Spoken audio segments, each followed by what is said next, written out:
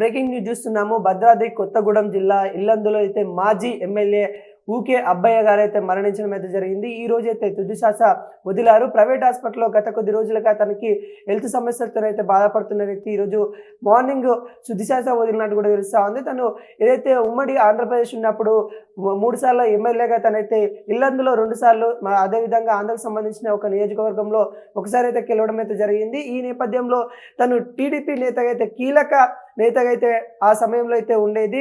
తను ఈరోజు మరణించడం కొంత రాజకీయ వర్గాలు కొంత శ్రద్ధాంజలి అయితే ఘటిస్తూ ఉన్నారు. తను కొద్ది రోజులుగా ఏదైతే ప్రైవేట్ హాస్పిటల్‌లో చికిత్స పొందుతా ఉన్నారు. తనకు అనారోగ్యం క్షీణించడం వల్ల తను ఈరోజైతే మరణించినట్టు కూడా తెలుస్తా ఉంది. తను ఉమ్మడి ఏపీ బూరంపాడు నుండి అయితే తనైతే 1983లో అయితే తొలిసారిగా ఎమ్మెల్యే గెలవడం అయితే జరిగింది. అదేవిధంగా 1994లో 2009లో ఇల్లందులో అయితే మరి 2 సార్లు అయితే గెలవడం అయితే జరిగింది. పనిచేశారు, తను ఎమ్మెల్యేగా పనిచేశారు. ఆయన మృతి పట్ల పలువురు నేతలు సంతాపం తెలుపుతా ఉన్నారు. టీడీపీ వర్గాల్లో కొంత విషాద నెలకొందని చెప్పుకోవచ్చు.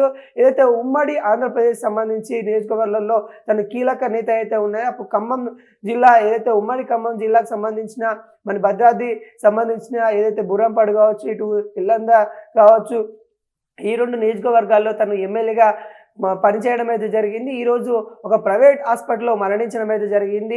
తను 3 సార్లు 1983లోనైతే తను మొదటిసారి ఘన విజయం అయితే సాధించడం జరిగింది. తను టీడీపీ ద్వారా 3 సార్లు ఎమ్మెల్యే అయిన విషయాలు కూడా మనకైతే కనబడతా ఉన్నాయి.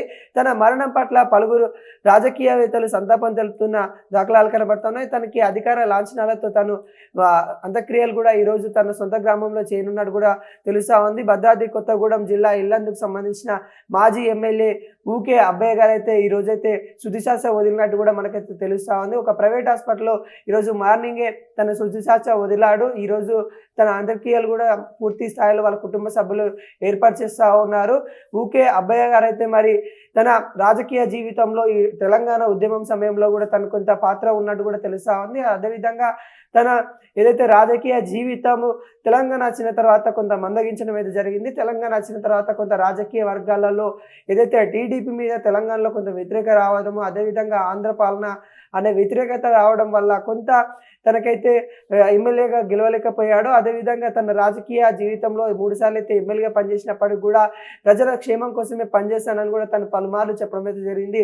ఈరోజు ఊకే అబ్బయ్య గారు ఇల్లందుకు చాలా ఏదైతే ఇల్లందు నియోజకవర్గం ఉందో నియోజకవర్గంలో పలు సేవా కార్యక్రమాలు కూడా తను చేసిన పనులు అయితే ఇప్పటికి కూడా చాలామంది ప్రజలు గుర్తిస్తూ ఉంటారు. తన మరణం పట్ల నియోజకవర్గం ఇల్లందు నియోజకవర్గం అయితే కొంత సంతాప తెలుపుతూ ఉంది. అదేవిధంగా ఇల్లందు నియోజకవర్గంలో తనదైన శైలితో తను పరిపాలన చేశాడు.